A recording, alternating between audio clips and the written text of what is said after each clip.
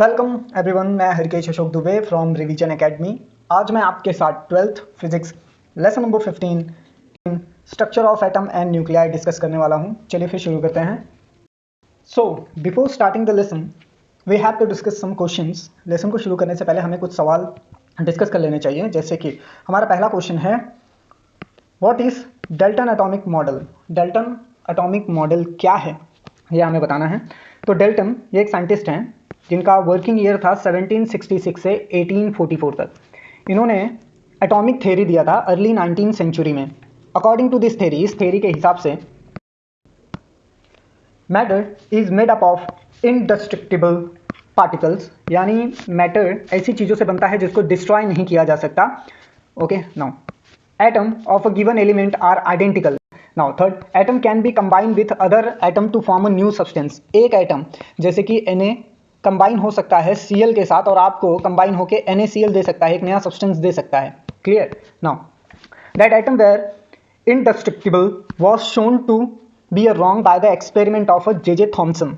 ये जो इनका स्टेटमेंट था डाल्टन का, इसे गलत साबित किया किसने? Sir J.J. थॉमसन ने। इनका वर्किंग ईयर था 1856 से 1940 तक। इन्होंने 1887 में डिस्कवरी की थी इलेक्ट्रॉन की। तो इतना बात आपको याद रखना है। तो हमारा सेकंड क्वेश्चन है, what are atom made of. किससे एटम बना हुआ होता है? Atom is made up of electron, proton and neutron. यहाँ पे हमने एक स्ट्रक्चर लिया हुआ है, आप ये स्ट्रक्चर से समझ सकते हो। ओके, नाउ यहाँ पे देखिए, ये मेरा एटम का स्ट्रक्चर है। एटम के कोर में यानी न्यूक्लियस के अंदर न्यूट्रॉन और प्रोटॉन्स होते हैं। यानी न्यूक्लियस क्या कंसिस्ट करता है? Neutron and proton. और एटम के पास एक ऑर्बिट होता है, इस ऑर्बिट के अंदर होता है इलेक्ट्रॉन। आप यहाँ पे देख सकते हो, 2 electrons are revolving around the nucleus. 2 electron nucleus के इर्द गिर्द घूम रहे हैं एक कक्षा में, उस कक्षा को ऑर्बिट कहा जाता है। ओके, नाउ हमारा नेक्स्ट क्वेश्चन है, what is wave particle duality. Wave particle duality क्या होती है, ये हमको बताना है। Particle like electrons and proton can exhibit wave like and particle like properties depending upon the experimental setup. ये क्या बोल रहे हैं कि जो पार्टिकल होते हैं जैसे कि इलेक्ट्रॉन और प्रोटॉन, ये एग्जिबिट करते हैं यानी शो करते हैं वेव लाइक और प्रोटॉन पार्टिकल लाइक प्रॉपर्टीज। यानी ये वेव जैसे भी एक्ट करते हैं और पार्टिकल जैसे भी एक्ट करते हैं। डिपेंड करता है कि आपका एक्सपेरिमेंटल कंडीशन क्या है, एक्सपेरिमेंटल सेटअप क्या है। नाउ यहाँ पे हमने एक स्ट्रक्चर लिया हुआ है जिसके अंदर आप देख सकते हैं कि किस प्रकार से particles light as a particle photo electric effect. अगर मैं एक्सपेरिमेंटल सेटअप में फोटो इलेक्ट्रिक इफेक्ट देखता हूं तो क्या होता है, ये एक मेटल की शीट है। उस मेटल की शीट के ऊपर क्या हो रहा है? इलेक्ट्रोमैग्नेटिक रेडिएशन यानी लाइट के फोटॉन्स पड़ रहे हैं। जैसे ही वो लाइट के फोटॉन्स पड़ते हैं तो यहाँ पे जो मेटल के अंदर इलेक्ट्रॉन्स हैं, the electrons get emitted out. इसे हम बोलते हैं फोटो इलेक्ट्रॉन्स और इस इफेक्ट को बोला जाता है photo electric effect. Now second thing, आपका जो light as a wave act करेगा। ओके, तो क्या होता है इसके अंदर आपको डबल स्लिट एक्सपेरिमेंट, अगर आप डबल स्लिट एक्सपेरिमेंट का सेटअप करते हो तो आपको light as a wave format में नज़र आएगा। ठीक है, उसके लिए देखिए यहाँ पे क्या है, यहाँ पे आपके पास लाइट सोर्स है जैसे कि लेज़र। ये आपके स्प्लिट होता है तो यहाँ पे आपके पास स्लिट है जहाँ पे 2 स्मॉल होल्स बनाए गए हैं जिससे लाइट पास होगी और ये वेव लाइक पैटर्न यहाँ पे स्क्रीन के ऊपर शो करता है। यहाँ पे आपको मिनिमा मैक्सिमा मिलेगा, यहाँ पे आपको इंटेंसिटी मिलेगी किसकी? फ्रिंग्स की। नाउ तो ये पार्टिकल ड्यूलिटी को शो करता है। सिंपल सी बात है, पार्टिकल के पास 2 नेचर होता है, वो वेव और पार्टिकल दोनों की प्रॉपर्टीज को शो करता है। ओके, नाउ अभी जो हमारा नेक्स्ट है, नेक्स्ट हम क्वेश्चन नंबर 4 देखेंगे। क्वेश्चन नंबर 4 क्या कहता है, what are matter waves. Matter waves क्या होते हैं? The matter waves is also called the Broglie waves. Matter waves को ब्रॉगली वेव्स भी कहा जाता है। क्यों? क्योंकि मैटर वेव्स डिस्क्राइब, इसे ब्रॉगली ने ढूंढा था। ओके, ब्रॉगली एक साइंटिस्ट हैं, उन्होंने ढूंढा था, इसके लिए उनके नाम से इसे ब्रॉगली वेव्स भी बोला जाता है, मैटर वेव्स को। अब ये जो मैटर वेव्स होते हैं यानी the matter waves describe the relationship between the momentum and wavelength. ये जो मैटर वेव्स हैं ये आपको रिलेशनशिप देते हैं मोमेंटम और वेवलेंथ के बारे में। The wavelength is inversely proportional to the momentum, mass and velocity of a particle. क्या कह रहे हैं? जो वेवलेंथ होता है वो इनवर्सली प्रोपोर्शनल होगा। वेवलेंथ किसके इनवर्सली प्रोपोर्शनल होगा? मोमेंटम मतलब mass and velocity of particle के। Now the smaller the wavelength, जितना कम वेवलेंथ होगा मैटर का, मैटर वेव्स का, the faster the particle moves, उतना ही तेजी से पार्टिकल मूव करेगा। Smaller the wavelength, faster the particle will move. Okay, अब यहाँ पे क्या बोला है, wave associated with the moving particle are called the matter waves. Actual में मैटर वेव्स किसको कहते हैं? जो वेव जुड़ा हुआ होता है मूवेबल पार्टिकल्स के साथ, उसी को हम मैटर वेव्स कहते हैं। Wavelength of matter is given by, यहाँ पे आप देख सकते हैं कि wavelength is equal to h by p, और यहाँ पे p आपका मास एंड वेलोसिटी है, h फ्लैंक कांस्टेंट है, उसको याद रखना है। नाउ अब हमारे पास क्या है नेक्स्ट 15.2 हम थॉमसन एटॉमिक मॉडल डिस्कस करेंगे। देखिए थॉमसन एटॉमिक मॉडल में बेसिकली होता क्या है कि यहाँ पे थॉमसन ने परफॉर्म किया था सर्वल एक्सपेरिमेंट ग्लास वैक्यूम ट्यूब के अंदर। ओके, अब इसके अंदर क्या था, जहाँ पे उन्होंने वोल्टेज अप्लाई किया था दो इलेक्ट्रोड्स के बीच में उन्होंने वोल्टेज को अप्लाई किया था, और ये जो दो इलेक्ट्रोड्स हैं, ये दो इलेक्ट्रोड्स इवैक्यूएटेड ट्यूब में थे, यानी वैक्यूम वाले ट्यूब के अंदर थे। Okay, cathode was seen to be emitted ray, cathode से क्या देखा गया कि कैथोड इलेक्ट्रोड से एक रे बाहर निकल रही है, और जो प्रोड्यूस करता है ग्लो यहाँ पे इस एरिया के अंदर वो ग्लो को प्रोड्यूस करता है, and struck the glass behind the anode, और वो क्या होता है स्टक अटक जाता है ग्लास के अंदर ही, जो उसके पीछे वाले एरिया के अंदर है, वो ग्लोइंग ट्यूब्स वहाँ पे अटक जाते हैं। Now by studying the properties of this ray conclude that the ray are made up of negatively charge particles which was called as electron. अब इस पूरे एक्सपेरिमेंट को स्टडी करने के बाद उन्होंने ये कंक्लूजन निकाला कि कैथोड से जो रे निकल रही है वो नेगेटिवली चार्ज पार्टिकल से बनी हुई है, और उसको उन्होंने नाम दिया electrons. This demonstrated that the atom are non indestructible, they contain the electron which are emitted by the cathode. और इससे ये डेमोन्स्ट्रेशन मिला कि जो एटम है वो नहीं, यानी वो डिस्ट्रक्टिबल है, नॉट इंडेस्ट्रक्टिबल हैं, और वो कंटेन करते हैं इलेक्ट्रॉन, जिसको एमिट कौन करता है, कैथोड एमिट करता है। नो, तो ये हमने यहाँ पे एक्सपेरिमेंटल सेटअप ले रखा है, मैं आपको थोड़ा जूम करके दिखा देता हूँ। ओके, तो इस थॉमसन एक्सपेरिमेंट में क्या होता है चलिए डिस्कस कर लेंगे। ये वो ग्लास ट्यूब है जिसके अंदर उन्होंने पूरा एक्सपेरिमेंट को परफॉर्म किया हुआ है। अब इसके अंदर क्या होता है, नेगेटिवली चार्ज यहाँ पे कैथोड है। ओके, यहाँ पे एनोड उन्होंने लगा रखा है, ठीक है, एनोड आर पॉजिटिवली चार्ज, और ये ग्राउंडेड एरिया है। ओके, नाउ अब क्या होता है कि जैसे ही रे यहाँ से आती है तो यहाँ पे इन्होंने इलेक्ट्रिक फील्ड भी बना रखा है। This is your electric field, positive and negative. Magnetic field भी इन्होंने एसोसिएट कर रखा था, बस इस फिगर में हमने वो दिखाया नहीं है। Magnetic and electric fields are perpendicular to each other, वो एक दूसरे के परपेंडिकुलर डायरेक्शन पे लगे हुए हैं। ओके, नाउ तो क्या होता है कि एक्सपेरिमेंट से ये पता चला कि जो कैथोड रे आ रही है वो पॉजिटिव चार्ज की तरफ डिफ्लेक्ट हो रही है।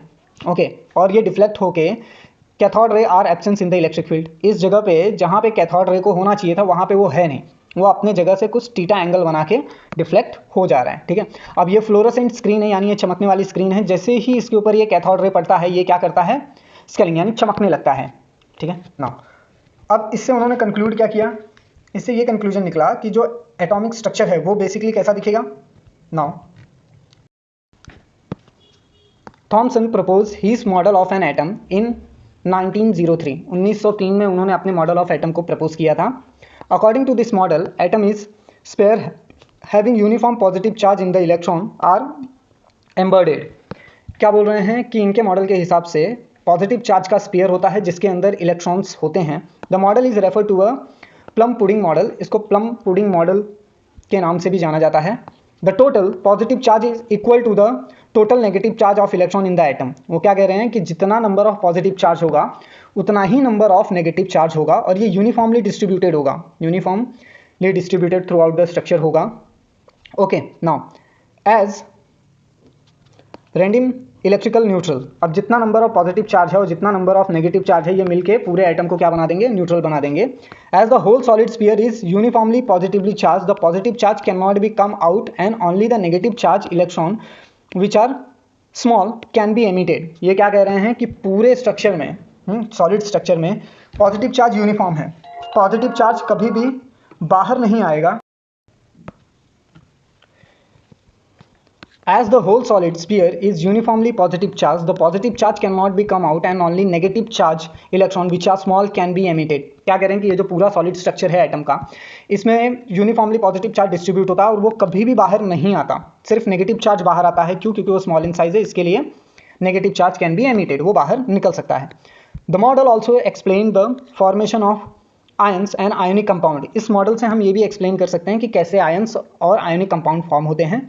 However, further experiment on structure of atom which are described below shown the distribution of a charge to be very different than that of proposed in the Thomson model। अब हम आगे देखेंगे कि कैसे अलग अलग एक्सपेरिमेंट से ये पता चला कि जो डिस्ट्रीब्यूशन है चार्ज का, हाँ, थॉमसन मॉडल से कितना अलग है।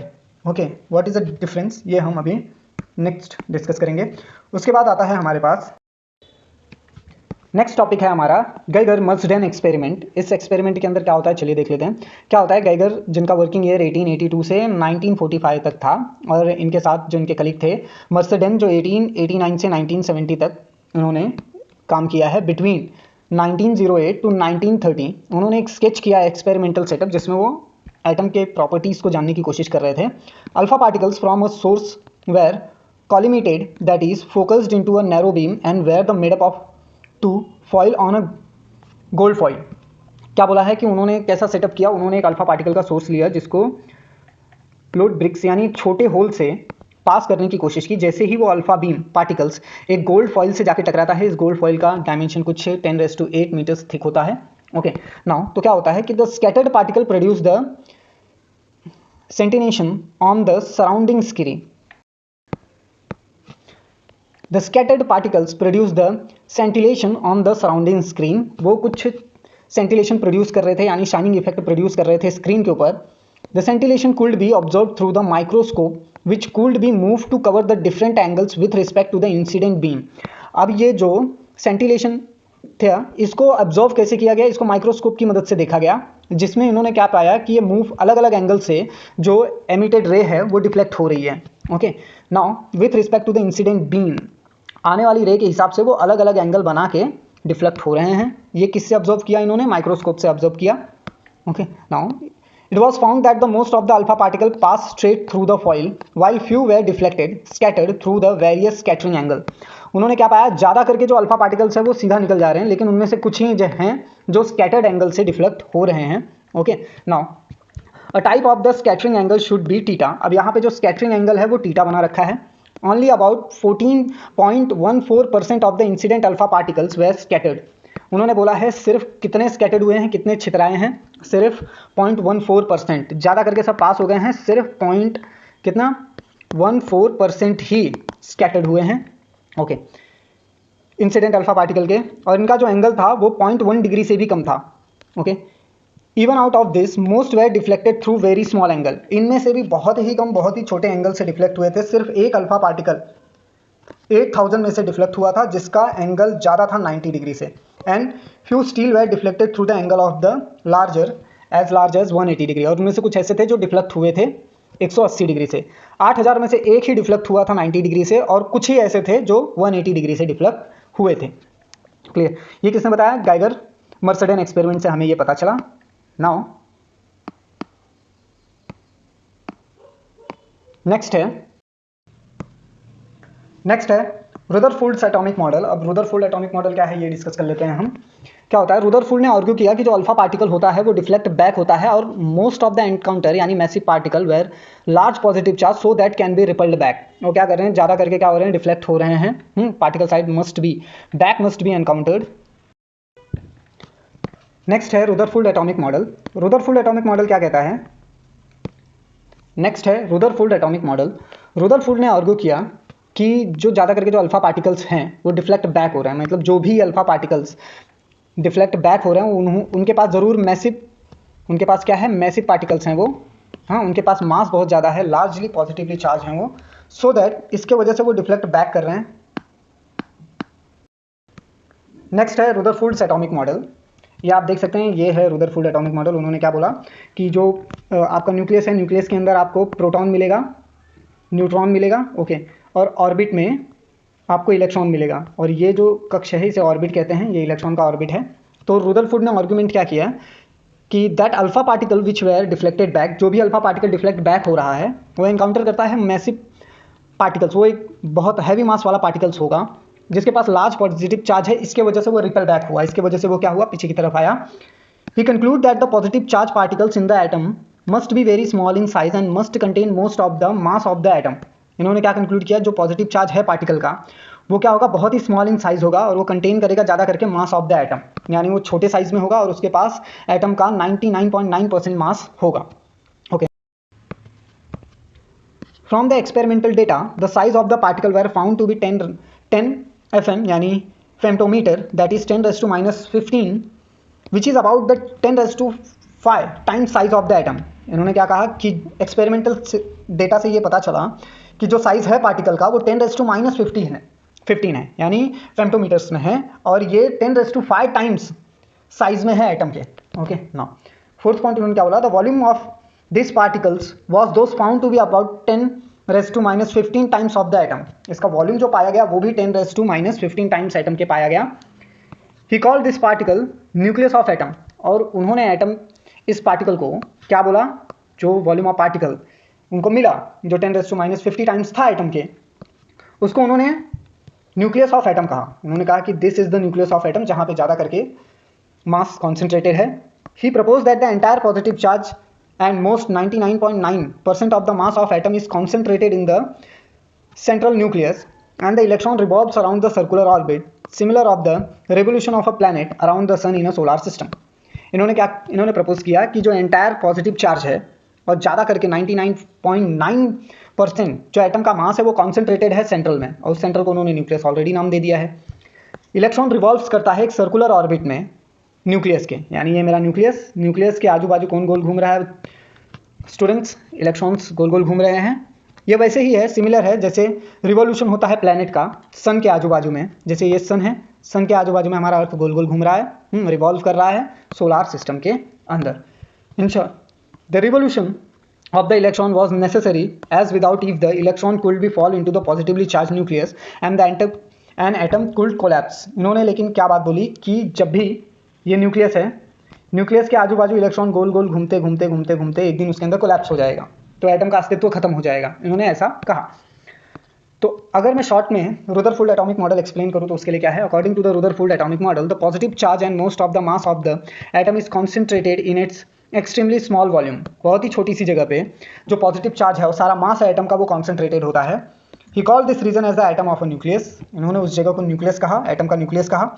Rutherford model propose that the negatively charge electron surrounded to the nucleus of atom, इन्होंने कहा जो नेगेटिवली चार्ज इलेक्ट्रॉन्स है वो न्यूक्लियस को सराउंड करके रखते हैं। नाउ अब हम ड्रॉबैक देख लेते हैं, क्या ड्रॉबैक था रुदरफोर्ड एटॉमिक मॉडल का।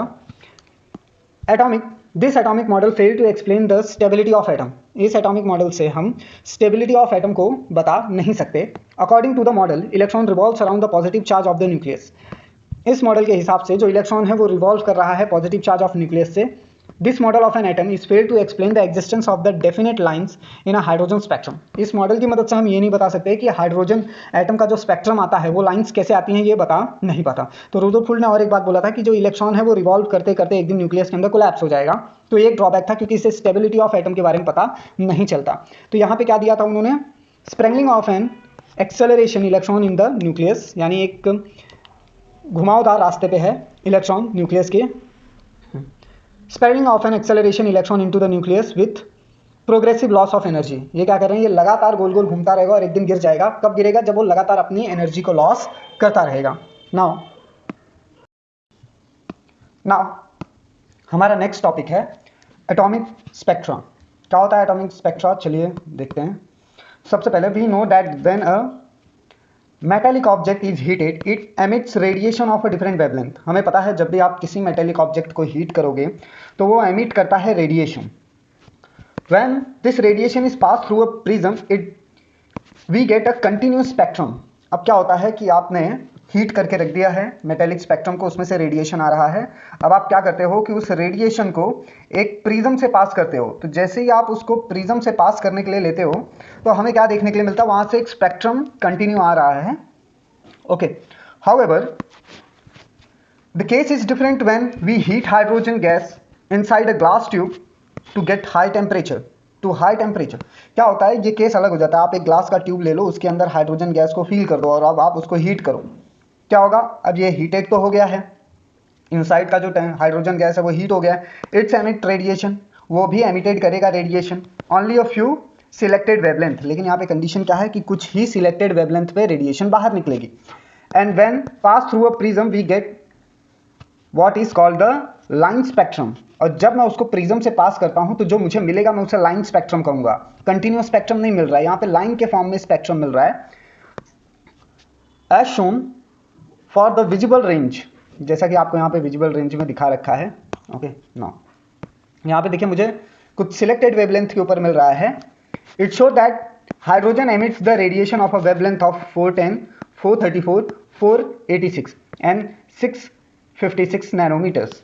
क्या बोला गया है कि यहाँ पे जो हाइड्रोजन एमिट कर रहा है रेडिएशन वो 410, 434 नैनोमीटर, 486 नैनोमीटर और 656 नैनोमीटर्स पे ही रेडिएशन छोड़ता है। And does not emit any radiation with the wavelength, और किसी भी वेवलेंथ में कोई भी रेडिएशन छोड़ता नहीं है, मतलब बाकी की जगह पे कोई भी आपको स्पेक्ट्रम देखने के लिए, लाइन स्पेक्ट्रम देखने के लिए नहीं मिलेगा। इन बिटवीन दिस वेवलेंथ्स, इनके बीच में कोई और वेवलेंथ है ही नहीं। The line seen in the spectrum are called the emission line. अब ये जो लाइन्स है इनका नाम क्या रखा गया है? एमिशन लाइन्स रखा गया है। ओके ना, मेरा हाइड्रोजन स्पेक्ट्रम हमने ऑलरेडी डिस्कस किया है। Hydrogen atom also emits radiation at some other values of the wavelength in ultraviolet UV, infrared IR at longer wavelength. Hydrogen atom है, यह एमिट करता है रेडिएशन कुछ और वेवलेंथ्स पे। तब जब मैं अगर चेंज करता हूँ, जैसे कि मैं अल्ट्रावायलेट देखता हूँ तो वहाँ पे भी मुझे कुछ और वैल्यूज़ मिलेंगी वेवलेंथ की, इंफ्रारेड पे कुछ और वैल्यूज़ मिलेंगी, ठीक है, एट लॉन्गर वेवलेंथ पे, ठीक है। The spectral line can be divided into group known as the series. इन स्पेक्ट्रल लाइन को डिवाइड किया गया है अलग अलग ग्रुप्स में जिनका नाम रखा गया है series, with the name of the scientist who study them. अब इसको किन के नाम पे रखा गया है? उन साइंटिस्ट के नाम पे रखा गया है जिन्होंने इनके बारे में मेनली स्टडी किया था। The series starting from the shorter wavelength. अब ये सीरीज की जो स्टार्टिंग है वो शॉर्टर वेवलेंथ से होते हुए लॉन्गर वेवलेंथ तक जाती है। तो इन सीरीज का नाम क्या है? जैसे कि मुझे इन सीरीज का नाम मिलेगा Lyman series, okay now. Next है Balmer series, Paschen series, Brackett series, Pfund series etcetera. जितने साइंटिस्ट ने पढ़ा उन्होंने अपने अपने सीरीज का नाम दे दिया। इन ईच सीरीज, हर एक सीरीज में द सेपरेशन बिटवीन, अब ये जो सेपरेशन आ रहा है, successive line decrease as we go toward the shorter wavelength and they reaches limiting value. Shorter wavelength में जितना कम वेवलेंथ होगा उतना इनकी जो वेवलेंथ है वो डिक्रीज हो जाएगा, यानी जो दो सक्सेसिव लाइन के बीच में जो गैप है वो डिक्रीज हो जाएगा, ठीक है, और एक लिमिटिंग वैल्यू आने लगेगी। Schematic diagram for the first 3 series. अब हम डायग्राम पहले 3 सीरीज का ही स्टडी कर रहे हैं। Okay now the limiting value of the wavelength for each series is shown dotted line in the figure. अब ये जो लिमिटिंग वैल्यू है वेवलेंथ का, ये सीरीज में एक डॉटेड लाइन की मदद से दिखा रहा है, आप यहाँ पे देख सकते हैं, this is the series. Okay now अब यहाँ पे एक फॉर्मूला आता है, वो देखना बहुत जरूरी है। The observed wavelength of the emission line is found to obey the relation. अब ये जो हमको वेवलेंथ मिला है वो एक रिलेशन को फॉलो करता है, वो रिलेशन है 1 by lambda is equal to R 1 by n square minus 1 by m square. अब यहाँ पे जो लैम्डा है वेवलेंथ है, यानी 1 by wavelength is equal to R. R क्या है? कांस्टेंट है। एन और एम ये इंटीजर्स हैं, N is equal to 1 2 3 etcetera हो सकता है। Lyman Balmer Paschen series, while M take all the integer greater than the N. अब m की जो वैल्यू होगी वो हमेशा n से ज़्यादा होगी, ठीक है, जैसे अगर n 1 है तो m 2 होगा। ओके ना, the wavelength decrease with increase in m। जैसे जैसे m बढ़ते जाएगा वैसे वैसे वेवलेंथ डिक्रीज होते जाएगा, ठीक है। Now the difference in the wavelength of the successive lines in each series fixed value of n। हर एक सीरीज में n की वैल्यू फिक्स होती है। जो भी डिफरेंस आ रहा है वेवलेंथ में वो क्यों आ रहा है? क्योंकि n की वैल्यू फिक्स है।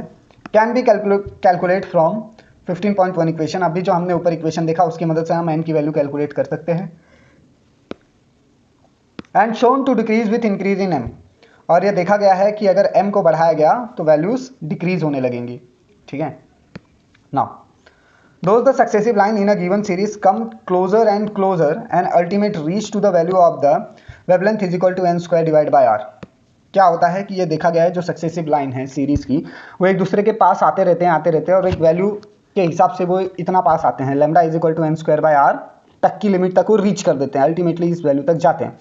इन अ लिमिट m अगर मैं इन्फिनाइट कर दूँ तो now for difference value of n, जो अलग अलग वैल्यू आ रही है n के लिए वो क्या है देखते हैं। अदर एटम्स भी, यहाँ पे क्या बोला गया है कि जो एटम्स हैं, okay, those we can say that the atoms of other element also emit the line spectra। Other element के एटम्स भी लाइन स्पेक्ट्रा को एमिट करते हैं। Okay now the wavelength of the line emitted by each element are unique. हर एक element के द्वारा जो लाइन स्पेक्ट्रा एमिट होता है वेवलेंथ का वो यूनिक होता है, अलग होता है। So much so that we can identify the element from the wavelength of a spectral line. तो हम एलिमेंट को पता लगा सकते हैं उनके स्पेक्ट्रल लाइन को देख के। Rutherford models could not explain the atomic spectra. अब ड्रॉबैक क्या आया कि रुदरफोर्ड मॉडल कभी बता ही नहीं पाया कि ये एटॉमिक स्पेक्ट्रा क्यों और कैसे आ रहा है। ठीक है, यहाँ पे बोर्स मॉडल आ गया है, बोर्स एटॉमिक मॉडल। अब बोर्स जी ने एक एटॉमिक मॉडल दिया, वो देख लेते हैं। Niels Bohr modify the Rutherford models by applying idea of quantum physics which where being developed at that time. क्या होता है, नील्स बोर ने मॉडिफाई किया रुदरफोर्ड मॉडल को अप्लाई करके एक यूनिक आइडिया। इसमें उन्होंने क्वांटम फिजिक्स की मदद ली और डेवलप किया उसी समय पे। He realise that the Rutherford model is essentially correct and all that is need is stability of the orbit. उन्होंने रियलाइज किया कि अभी तक रुदरफोर्ड मॉडल जो है वो बिल्कुल सही है, बस मुझे ऑर्बिट का करेक्शन करने की ज़रूरत है।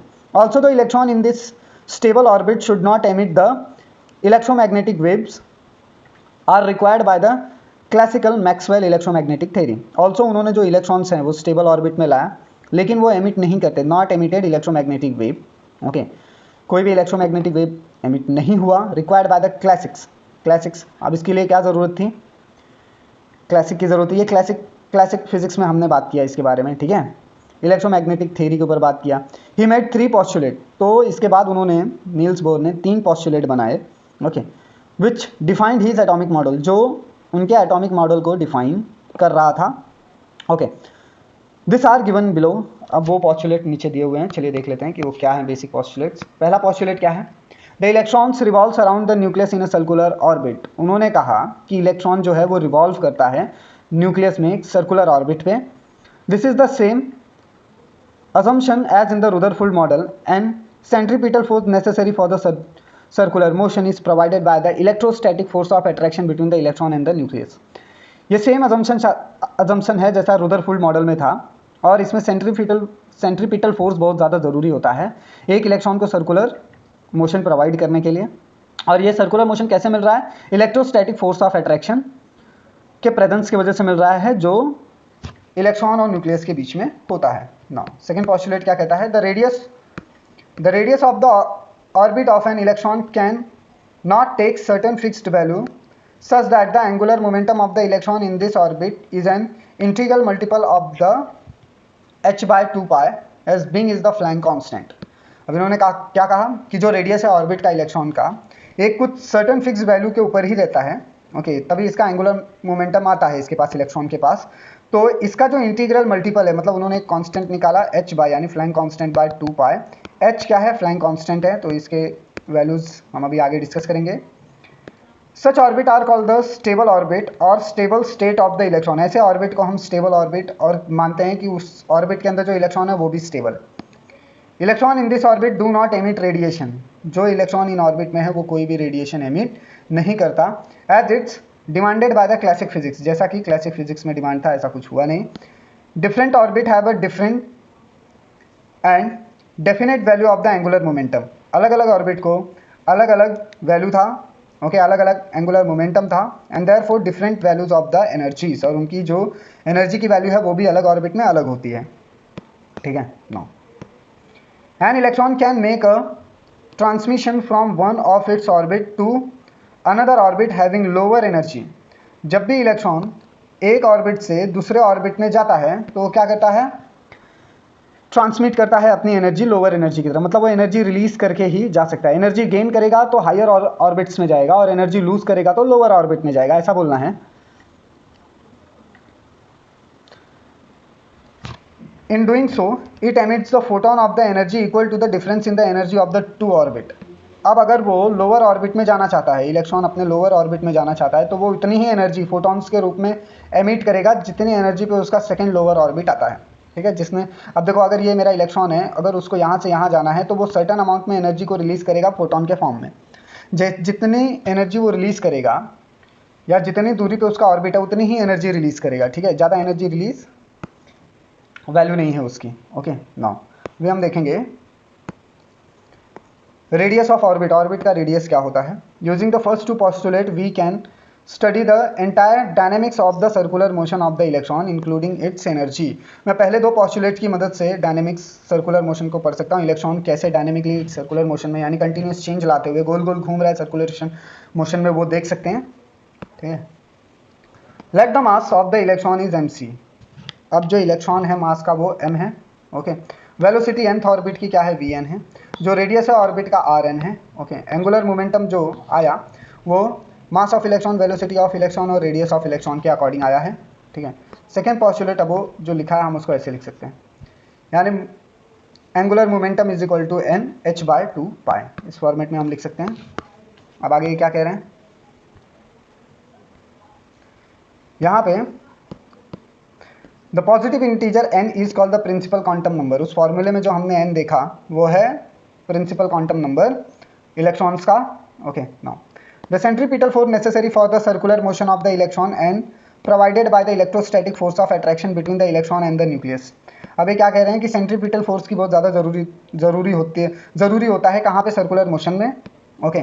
इलेक्ट्रॉन्स को प्रोवाइड करता है electrostatic force of attraction. Electron is provided by electrostatic force of attraction, यानी इलेक्ट्रॉन के पास क्या है, इलेक्ट्रोस्टैटिक फोर्स ऑफ अट्रैक्शन है। अब ये सेंट्रीपिटल फोर्स ही इलेक्ट्रॉन को क्या प्रोवाइड कर रहा है, इलेक्ट्रोस्टैटिक फोर्स ऑफ अट्रैक्शन। और यही electrostatic force of attraction electron और न्यूक्लियस के बीच में बना हुआ है। ठीक है। अजम्पशन करते हैं कि ये जो एटॉमिक नंबर है यानी नंबर ऑफ इलेक्ट्रॉन है किसी भी एटम का कैन बी जेड।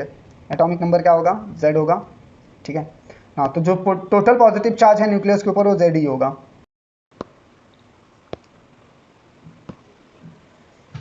तो हमें ये फार्मूला मिलता है जिसमें एम ई यानी mass of electron into velocity of the nth orbit का square divide by radius nth orbit is equal to Z E यानी पॉजिटिव न्यूक्लियर चार्ज का square divide by 4 pi okay E not are N का square. यहाँ पे आपको ये जो ई not दिख रहा है इसे क्या बोलते हैं हम, ये जो ई नॉट है इसे बोलते हैं permeability of the vacuum. Vacuum में कितनी परमिएबिलिटी है वो ई क्या है, इलेक्ट्रॉन चार्ज है।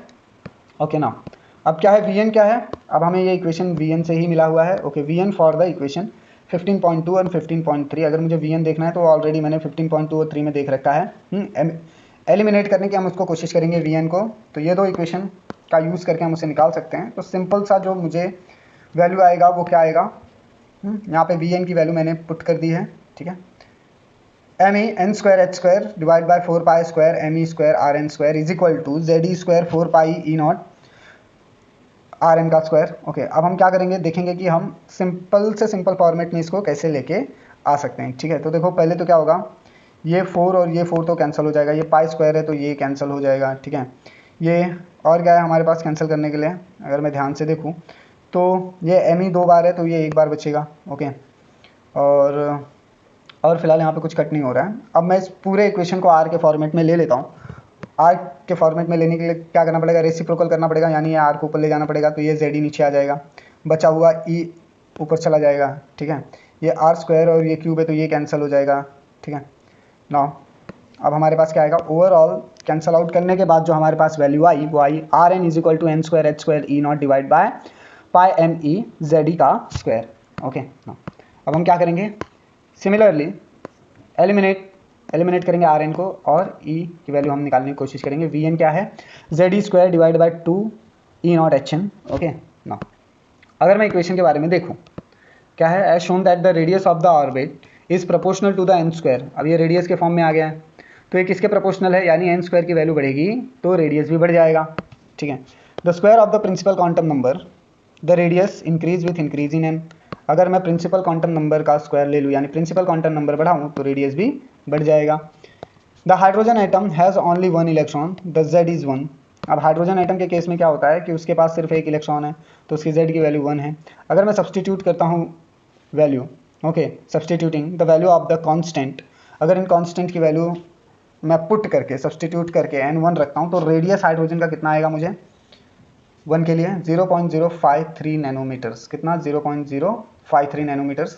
This is called the Bohr's radius is denoted by, अब इसे बोहर्स रेडियस कहते हैं। इसको कैसे डिनोट किया जाता है, A not is equal to H square E not divide by pi M E square. ठीक है। नाउ आप इसे मेमोराइज कर लें, जितने भी इक्वेशन हैं वो सबको याद करना पड़ेगा तभी न्यूमेरिकल देखेगा। इस लेसन से न्यूमेरिकल बहुत ज़्यादा आते हैं। ठीक है। तो थ्योरी पार्ट है लेकिन ये जो फॉर्मूलेज हैं न्यूमेरिकल्स हैं वो पार्ट बहुत ज़्यादा आता है तो आप वहाँ पे फोकस रखिएगा। Now this is the radius of the smallest orbit of an electron in the hydrogen atom. ये रेडियस है सबसे छोटे इलेक्ट्रॉन हाइड्रोजन एटम का। Okay. Now from the equation 15.4, अब उस इक्वेशन से मैं राइट कर सकता हूँ, क्या राइट कर सकता हूँ, r N is equal to, क्योंकि देखो मैंने यहाँ पे ऑलरेडी ए की वैल्यू ले ली है कि ए की वैल्यू ये है, सिर्फ मुझे एन स्क्वायर, ये सारे कांस्टेंट है तो इनकी वैल्यूज़ मैं यहाँ पे ए के फॉर्मेट में रख दूंगा। तो r N is equal to a naught n का स्क्वायर, प्रिंसिपल क्वांटम नंबर का स्क्वायर, तो मुझे रेडियस ऑफ एटम मिल जाएगा। तो इस इक्वेशन को आप याद रखें, काफ़ी ईजी है। ओके नाउ अब मैं यहाँ पे एक छोटा सा फॉर्मूला डिस्कस करता हूँ, एग्जाम्पल है, calculate the radius of the third orbit of an electron in the hydrogen atom. आपको कैलकुलेट करना है रेडियस, ओके कितना, थर्ड ऑर्बिट ऑफ इलेक्ट्रॉन का, तीसरे ऑर्बिट ऑफ इलेक्ट्रॉन का। मान लीजिए कि हाइड्रोजन के पास तो वैसे एक ही ऑर्बिट होता है, मान लीजिए उसके पास तीन ऑर्बिट होते हैं, तो तीसरा ऑर्बिट का रेडियस क्या होगा वो हमें बताना है। The radius of the nth orbit is given bye, अगर रेडियस nth ऑर्बिट, तो ये फॉर्मूले से मिलेगा। अब यहाँ पे सिंपल सी बात है, the radius of the orbit is n is equal to 3 मिल गया है, ठीक है। तो अब क्या होता है कि अगर मैं R3 ले लूँ तो इसका स्क्वायर भी 3 हो जाएगा, 3 टाइम्स ऑफ a। अब a का कांस्टेंट वैल्यू मैंने निकाल लिया है 0.053 नैनोमीटर्स, उसको मैं सिर्फ 9 से मल्टीप्लाई करूँगा तो मुझे वैल्यू क्या मिलेगा, 0.477 नैनोमीटर्स, ठीक है। तो यहाँ पे हमें थर्ड ऑर्बिट ऑफ हाइड्रोजन का पता चल गया है, ठीक है। काफ़ी इजी है, आप एक बार वीडियो को पॉज करके इसे चाहिए तो राइट डाउन करके ले सकते हैं। नाउ अभी हम लोग डिस्कस करेंगे about energy of the electron, electron की एनर्जी के बारे में डिस्कस करेंगे। The total energy of the orbiting electron is sum of the kinetic energy and its electrostatic potential energy. जो टोटल एनर्जी होती है, यानी अगर मैं इसको total energy, E n is my total energy, total energy क्या होता है, सम होता है, सम यानी एडिशन होता है किसका, काइनेटिक एनर्जी यानी के ई का, और इलेक्ट्रोस्टैटिक पोटेंशियल एनर्जी यानी पी ई का। यहाँ पे देखिए दिया हुआ है, इस फॉर्मेट में आपको लिखना है, total energy of orbiting electron is sum of kinetic energy plus electrostatic potential energy. En क्या है, आपका काइनेटिक एनर्जी है इलेक्ट्रॉन का। तो En नॉर्मली काइनेटिक एनर्जी का फॉर्मूला क्या होता है, हाफ एम वी स्क्वायर, तो हमने यहाँ पे वही लिख रखा है, ठीक है। तो total energy is equal to kinetic energy is half m v square, यहाँ पे हमने ले लिया, ठीक है। इसमें हम प्लस क्या कर देंगे, Z e square by 4 pi e not an, यानी वो जो अल्फा नॉट हमें वहाँ पे मिला था कॉन्स्टेंट, वो हम यहाँ पे पुट कर देंगे, वैल्यू उसकी यहाँ पे रख देंगे। नाउ यूजिंग इक्वेशन 15.3 एंड 15.4, अब ये दोनों इक्वेशन की मदद से मैं डायरेक्टली इसकी वैल्यू को फाइंड आउट कर सकता हूँ, ठीक है। तो मुझे ओवरऑल इक्वेशन क्या मिला, देखिए 2 × 2 4 हो जाएगा, एम ई, ये एम ई यहाँ पे चला जाएगा, माइनस है आगे आ जाएगा, v square e, okay. Now जो आपका वी स्क्वायर है वो यहाँ पे एलिमिनेट हो जाता है, ठीक है। नाउ अब हमारे पास क्या आ गया, ये हमारे पास एक 15.7 का न्यू इक्वेशन आ गया है, this is my 15.7 new equation. ये इक्वेशन को हमें याद रखना है, ओके। आप चाहिए तो साइड में लिख के रख सकते हो 50.7 नेम देके, क्योंकि आगे इसका यूज़ होने वाला है, ठीक है। तो अब ये क्या, जो नेगेटिव वैल्यू आई है, द नेगेटिव, अब यहाँ पे क्या आया है, एक नेगेटिव वैल्यू आई है, क्या है नेगेटिव वैल्यू देख लेते हैं, चलिए। क्या बोल रहा है, the negative value of energy of the electron indicated that the electron is bound inside the atom and it has to be given energy as so as to make the total energy is zero। देखिए यहाँ पे क्या बोला है कि जो negative value है energy की, वो इलेक्ट्रॉन क्या करता है, इंडिकेट करता है, यानी नेगेटिव वैल्यू क्या इंडिकेट कर रहा है, energy of the electron, electron is bound inside the atom. Negative sign आपको यहाँ पे क्या इंडिकेट कर रहा है, उस इलेक्ट्रॉन की एनर्जी को इंडिकेट कर रहा है जो बाउंड है, कहाँ पे है, जो अंदर की तरफ है, वो कहाँ पे ऑलरेडी अंदर की तरफ है, and it has to be given energy so as to make the total energy zero, और उसको एक एनर्जी दे रखी है जिसके वजह से आप जब भी उसका टोटल एनर्जी बनाओगे तो जीरो आएगा। To make the electron free from the nucleus, अगर मुझे इलेक्ट्रॉन को न्यूक्लियस से बाहर निकालना है, the energy increase become less negative, तो एनर्जी मुझे बढ़ानी पड़ेगी और वो जो नेगेटिव वैल्यू है वो डिक्रीज हो जाएगी, यानी वो लेस नेगेटिव हो जाएगा। द इंक्रीज इन एन, अगर मैं एन को बढ़ा दूँ विथ इंक्रीज इन एन, और क्या होगा, एनर्जी इंक्रीज होगी तो एन भी इंक्रीज होगा और लेस नेगेटिव वैल्यू आपको ऑब्टेन होगी। सब्सटीट्यूट करना है वैल्यू ऑफ द कांस्टेंट, अब हमारे पास जो कांस्टेंट है उनकी वैल्यूज को सब्सटीट्यूट करना है, यानी m e h e naught. अब वो इक्वेशन से तो हमें एक कांस्टेंट वैल्यू मिल जाता है, हमें क्या मिल जाता है, E n is equal to -13.6 Z square by n square e V. तो अब मुझे ये याद रखना है कि एक कांस्टेंट वैल्यू मिल गई है 13.6 और Z square by n square e V. Now अब मैं यहाँ पे फर्स्ट ऑर्बिट की ही बात कर रहा हूँ, my first orbit is 1, n is equal to 1, इसके पास मिनिमम एनर्जी है, इसको बोलते हैं ग्राउंड स्टेट ऑफ एटम, इसे क्या कहते हैं, ग्राउंड स्टेट ऑफ एटम, यानी एन इज इक्वल टू 1 है, मिनिमम एनर्जी है, तो ये ग्राउंड स्टेट पे है, ओके। नाउ अगर ऑर्बिट के पास, orbit with higher value of the N and therefore higher value of energy are called the excited state, अगर एन इज इक्वल टू 1 है तो ग्राउंड स्टेट, अगर एन की वैल्यू बढ़ती है तो वो एक्साइटेड स्टेट कहलाता है, ठीक है। If the electron in the nth orbit is said to be nth energy state, अगर आपका इलेक्ट्रॉन nth ऑर्बिट में है तो हम उसे बोलेंगे कि वो nth एनर्जी स्टेट पे है। हाइड्रोजन के लिए z इज इक्वल टू 1 होता है, तो जो एनर्जी है इलेक्ट्रॉन का ग्राउंड स्टेट पे वो क्या आएगा, -13.6 eV, ठीक है। तो ये आपको याद रखना है, हाइड्रोजन का ग्राउंड स्टेट की एनर्जी आपको याद रखनी है, ठीक है, इसे मेमोराइज रखना है। नाउ अब हम आगे बढ़ते हैं। And the energies of the excited state increase as given by equation 15.8। अब एनर्जी लगातार बढ़ते जाएगा। अब हाइड्रोजन का तो आपको मिल गया है, अब आप एन की वैल्यू डाल के वो एनर्जी वैल्यूज को बढ़ा सकते हो, ठीक है। 15.8 अभी जो हमने इक्वेशन देखा उसमें ही the energy level of the hydrogen atom as shown in the 15.4 में हमने ऑलरेडी देखेंगे। 15.4 में द एनर्जी, अब यहाँ पे क्या बोला है, the energy of the level are given is the e V. Energy level आपको ईवी दे रखा है, ठीक है। चलिए यहाँ पे देख लेते हैं। यहाँ पे आपका आयोनाइज एटम है, एन इन्फिनिटी तक गया है, ई इन्फिनिटी तक है। तो अब आपका तो ये लाइमन सीरीज़ यहीं से शुरू हो जाता है। देखिए अगर मैं ध्यान से देखूँ तो मेरा जो लाइमन सीरीज़ है वो यहीं से शुरू हो गया। Lyman series n equal to 1, इस पर इलेक्ट्रॉन वोल्ट कितना होता है -13.6।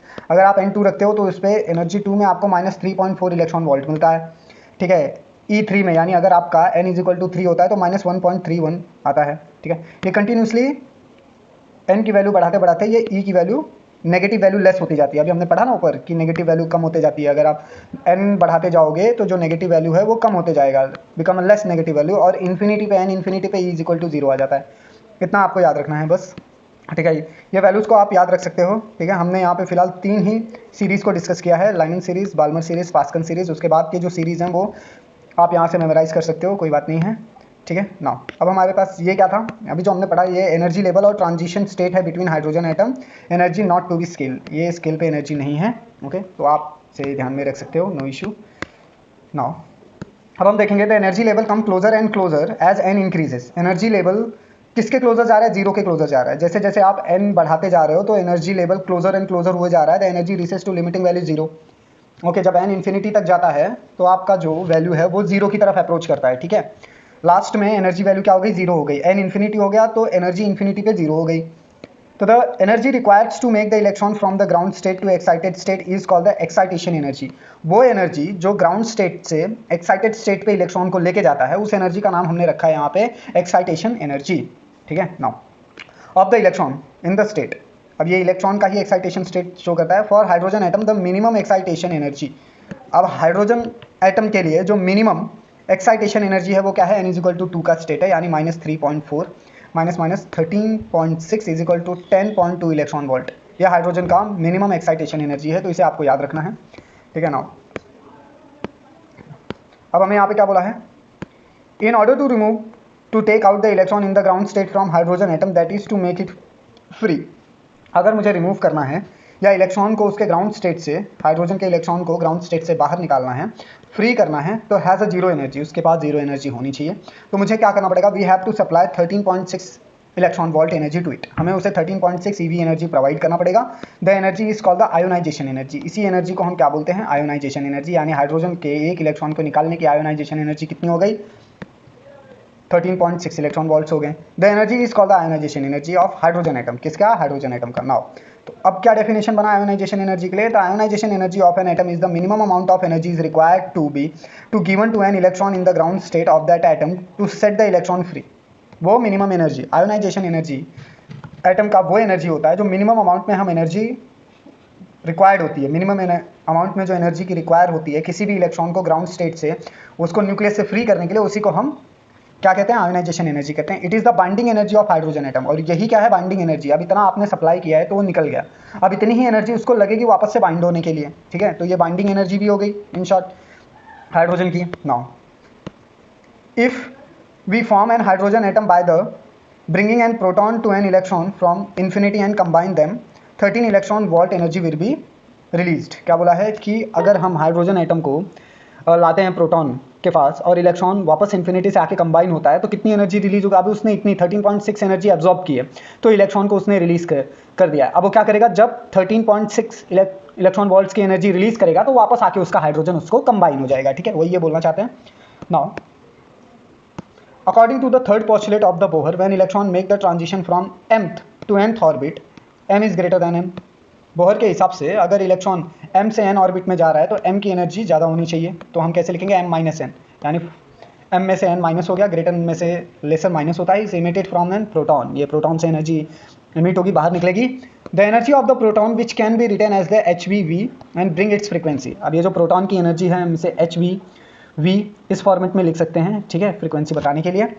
नाउ तो यहाँ पे ये क्या इंडिकेट कर रहा है, आपका फ्रीक्वेंसी इंडिकेट कर रहा है, नाउ अब हम यहाँ पे अगर देखें तो हमें एक न्यू फार्मूला मिला है, frequency is equal to mass of electron into atomic number into number of electron E4 divide by E, permittivity of medium into flying constant multiply by 1 by n² minus m² which can be written in terms of the wavelength. आप इस frequency को wavelength के format में भी लिख सकते हो same, तो ये वाला आपको ज़्यादा वैल्यूएबल है, इसको याद रखना है, ठीक है, क्योंकि हमने ऑलरेडी डिस्कस किया है कि wavelength is inversely proportional to frequency. इसके लिए हमारा देखो फ्रीक्वेंसी नीचे आ गया, वेवलेंथ ऊपर गया, तो ना सी यहाँ पे क्या है, constant velocity of light in vacuum, C का मतलब है यानी speed of light in vacuum, ठीक है, define as the constant called the रेबक्स कांस्टेंट RH। RH यहाँ पे आपका रेबक्स कांस्टेंट है, तो इसको मैं RH इज इक्वल टू, अब इस पूरे कांस्टेंट के टर्म को, यानी जैसे ये EZHEC, इस पूरे टर्म को मैं रेबक्स कांस्टेंट कहता हूँ, जिसकी वैल्यू है 1.097 इंटू 10⁷ पर मीटर, ठीक है। तो अब ये कांस्टेंट हमको पता चल गया है, तो जो बचा हुआ टर्म है हम उसको ले लेंगे, जैसे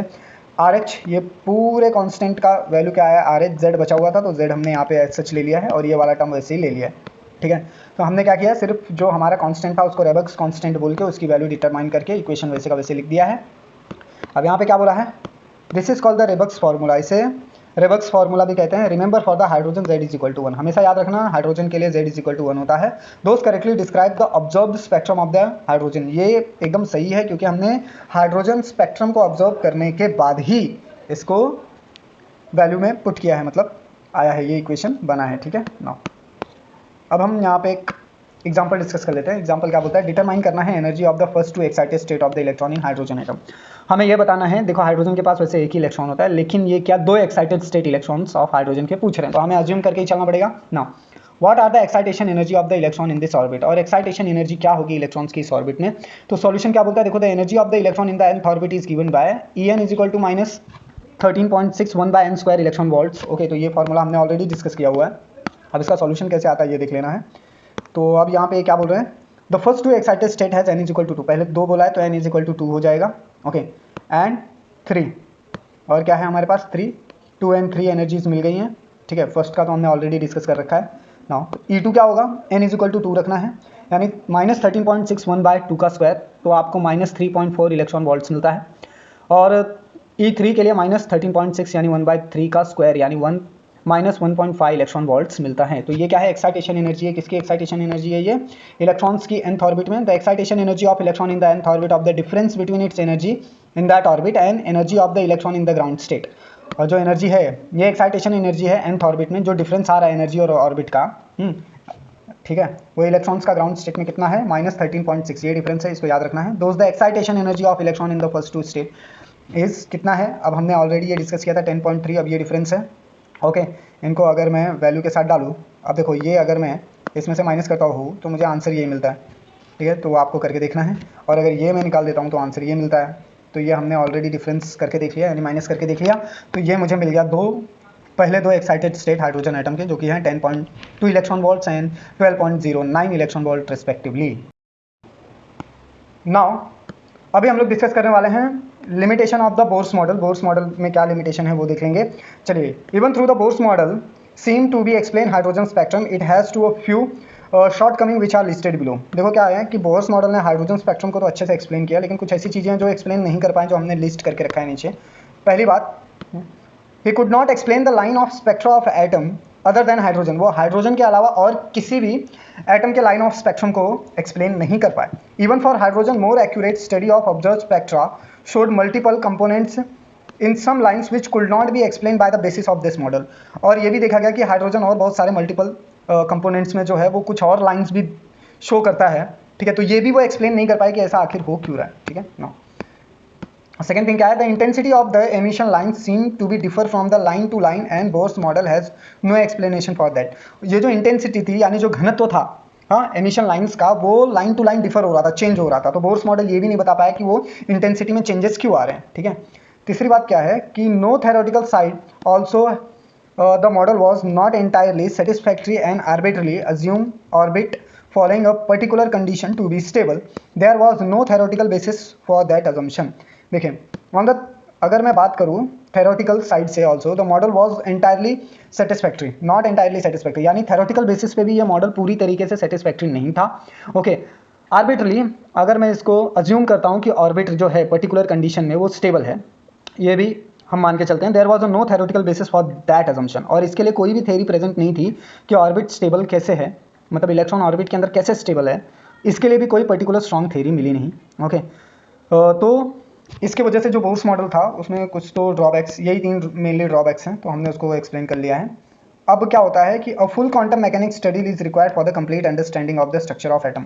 इसके लिए क्या हमें पूरी तरीके से क्वांटम मैकेनिक्स का स्टडी करना पड़ेगा, जिससे हम कंप्लीटली एटम ऑफ स्ट्रक्चर यानी स्ट्रक्चर ऑफ एटम को समझ सकते हैं, which is beyond the scope of this book. अब इस बुक में फिलहाल इस सेक्शन में तो वो डिस्कस करना पॉसिबल नहीं है, तो हम वो नेक्स्ट हायर स्टैंडर्ड्स में देखेंगे।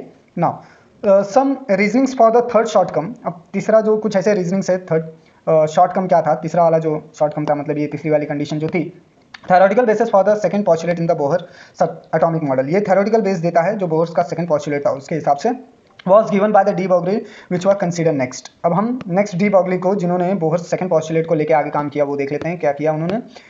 नाउ अब हम यहाँ पे देखेंगे de Broglie's explanation. We have seen in chapter 14 that the material particles also have deal with the nature like that of the light, and there was a wave associated with the particle material material particles with every material particles। देखो यहाँ पे क्या बोला गया है कि हमने chapter number 14 में जो मटेरियल पार्टिकल्स है उसका डूल नेचर देखा, जैसे कि वो light, dual nature for the light, light के लिए देखा। There was a wave associated, उनके साथ पार्टिकल तो है ही, वेव भी उसके साथ जुड़ा हुआ होता है, ठीक है। तो क्या बोल रहा है, ये हर, दिस इज एसोसिएटेड, मतलब ये जो वेव है ये जुड़ा हुआ होता है हर मटेरियल पार्टिकल के साथ, यानी wave associated with every material particle, यानी पार्टिकल तो वो है ही लेकिन वेव भी उस पार्टिकल के साथ जुड़ा हुआ होता है। तो डी ब्रॉगली ने क्या सजेस्ट किया, that the instead of the considering the orbiting electron inside the atom as particle we should view them as the standing wave. तो डी ब्रॉगली ने क्या कहा कि अगर मैं उस सजेस्ट किया कि जो मैं ऑर्बिटिंग इलेक्ट्रॉन को पार्टिकल के फॉर्म में, एटम के अंदर जो इलेक्ट्रॉन ऑर्बिट कर रहा है, इलेक्ट्रॉन जो गोल गोल घूम रहा है न्यूक्लियस के, उसको मैं पार्टिकल समझने के बजाय अगर मैं उसको वेव फॉर्म में समझ लूँ, वेव कंसीडर करके सोचूं, तो क्या होगा, वो ये उनका अजम्पशन था। Similarly in the case of the standing waves on a string और pipe as study in the chapter 6, जैसे हमने ऑक्सीलेशन में देखा है कि जो स्टैंडिंग वेव्स होते हैं किसी भी स्ट्रिंग में या पाइप्स में, चैप्टर नंबर 6 में जो आप देखोगे, the length of the orbit of the electron has to be integral multiples of its wavelength. तो क्या बोला है कि जो ऑर्बिट है उसके अंदर जो इलेक्ट्रॉन है वो क्या होता है, उसका इंटीग्रल मल्टीपल होता है वेवलेंथ का। वो क्या होता है, वेवलेंथ का इंटीग्रल मल्टीपल होता है। नाउ दोस्त the length of the first orbit will be equal to the 1 de Broglie wavelength. तो क्या बोला है, पहले ऑर्बिट का जो लेंथ होगा वो कितना होगा, 1, वो क्या होगा, 1 डी ब्रॉगली लेंथ होगा, यानी लैम्डा 1 होगा, of the electron in the orbit, that the second orbit will be twice of the de Broglie length. उन्होंने क्या बोला, जो दूसरा ऑर्बिट होगा वो 2 गुना होगा ब्रॉगली वेवलेंथ का, यानी इंटू 2 होगा, ये जो भी होगा इंटू 2 हो जाएगा वेवलेंथ का। Okay, electron in the orbit as soon. तो जैसे जैसे इलेक्ट्रॉन बढ़ते जाएगा वैसे वैसे इसका मल्टीपल्स, इंटीग्रल मल्टीपल्स बढ़ते जाएगा। This is shown in the fourth orbit 15.5। 15.5 में आपको अभी हम शो करेंगे। नाउ क्या है, in general we can write. अब इन जनरली मैं कैसे इसको लिख सकता हूँ, देखो ये रहा, यहाँ पे उन्होंने शो करने की कोशिश की है। क्या ये, दिस इज अ न्यूक्लियस और ये उसका orbit, and this is your string like wave like pattern. यानी पहले मैं क्या मान रहा था कि मेरा पार्टिकल, मेरा जो इलेक्ट्रॉन है वो एक पार्टिकल के फॉर्म में है, तो वो एक ऐसा सर्कुलर मोशन प्रोवाइड कर रहा था, ठीक है। लेकिन अब मैंने क्या अज्यूम किया कि it's not like a particle, it's acting like a wave. तो अब जब वो वेव की तरह एक्ट करेगा वो कुछ इस तरीके से दिखाई देगा, ठीक है। तो ये इन्होंने क्या बोला है कि ये स्टैंडिंग इलेक्ट्रॉन वेव है फॉर फोर्थ ऑर्बिट, ये चौथे ऑर्बिट की बात कर रहे हैं एटम के अंदर। नाउ अब अगर मैं देखूँ 2 पाई आर एन, तो n pi n, n is equal to 1 2 3 given by pi n is equal to 2 pi are n divide by n. ये मुझे क्या मिल गया है, इक्वेशन मिल गया है डी ब्रॉगली का। ओके, n टाइम जा रहा हूँ मैं, ठीक है। तो de Broglie wavelength is related to the linear momentum p n of a particle. तो इन्होंने क्या बोला, ये जो डी ब्रॉगली वेवलेंथ है ये किससे जुड़ा हुआ है, लीनियर मोमेंटम पी एच से जुड़ा हुआ है। किससे जुड़ा हुआ है, linear momentum of P H of a particle. Therefore, और यहाँ पे क्या आएगा फिर, अब हम लीनियर मोमेंटम यानी स्टार्टिंग में जो फॉर्मूला हमने डिस्कस किया था ये वही आ गया। वेवलेंथ nth ऑर्बिट का is equal to Planck constant by the momentum of the nth orbit, that is momentum यानी आपका mv होता है, ठीक है। नाउ अब हमने ये ऑलरेडी डिस्कस किया हुआ था nth ऑर्बिट के लिए। अब मैं क्या करूँगा, मैं सब्सटीट्यूट कर दूंगा। I am going to substitute the substituting equation. अब जो मुझे मिला है 15.12 में, मैं उस वैल्यू को यहाँ पे पुट कर देता हूँ। So I get the new equation that is P N is equal to H N divide by 2 pi are N, ठीक है। यानी जो मोमेंटम है वो Planck constant into number of orbit divide by 2 pi R, यानी radius, 2 pi radius of orbit. Those the angular momentum of electron in the nth orbit is L N are written as. तो जो radius है angular momentum का nth orbit में वो L N है, कैसे दिया हुआ है, Ln is equal to P N R N is equal to N H by two pi which is the second postulate of Bohr. ये बोहर का सेकेंड पॉस्टुलेट है। Okay, now Bohr's atomic model इसके हिसाब से ये काम करता है। Therefore the considering electron as a wave given some theoretical basis for the second postulate made by Bohr. तो देयरफॉर हम कंसीडर करते हैं इलेक्ट्रॉन को वेव के फॉर्म में, और ये थ्योरेटिकल बेसिस है जो second postulate of the Bohr ने दिया था। Now thank you for watching guys, जुड़े रहें रिवीजन के साथ। इसका पार्ट 2 जल्दी आ जाएगा। अच्छा लगा हो तो लाइक शेयर सब्सक्राइब करें, अपने दोस्तों के साथ शेयर करें। जय हिंद, जय भारत।